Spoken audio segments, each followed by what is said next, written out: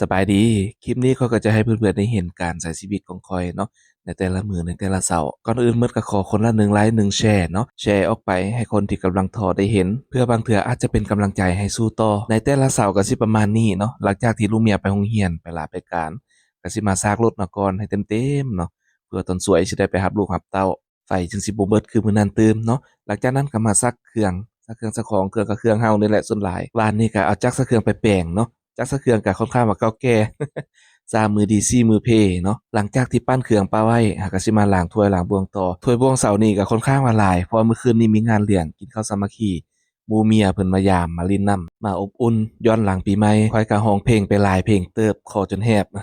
ก็รู้สึกว่ามีความสุขหลายเนาะโดนๆหมู่คู่มาอบอุ่นฮอดยามฮอดเรือนกินข้าวสามัคคีกันเนาะเพราะว่าให้มีสีสันในชีวิตพอบ่จืดบ่จางพอดีจักสะเครื่องเฮาแล้วเนาะก็สิมาตักเครื่องเก็บเครื่องออก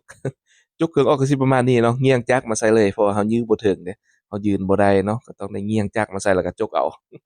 เนาะใส่กระตาแล้วก็เอาใส่ตักนั้นออกไปตักเครื่องตามเส้นเก่าเส้นเดิมมื้อนี้ก็ถือว่าฟ้าแดดเป็นใจอยู่แดดออกแต่เช้าๆเนาะว่าเช้าก็บ่เช้าปานใดแล้วนี่10โมงหยังแล้ว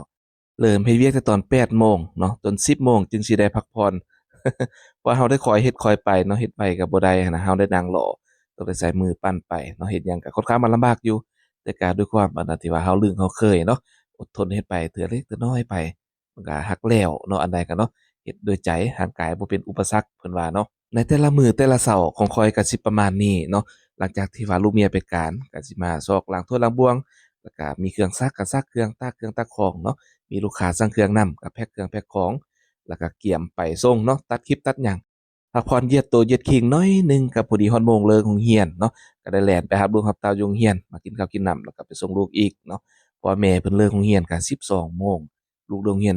11โมงครึ่งเนาะลูกเลิกก่อนบ่อยากให้ลูกท่าข้อยก็เลยได้ไปรับมาเนาะก็สิประมาณนี้เนาะขอเป็นกำลังใจให้ทุกๆคนที่กำลังท้อเด้อสู้ต่อไปเนาะขอฝากกดไลก์กดแชร์แด่เป็นกำลังใจกันเด้อ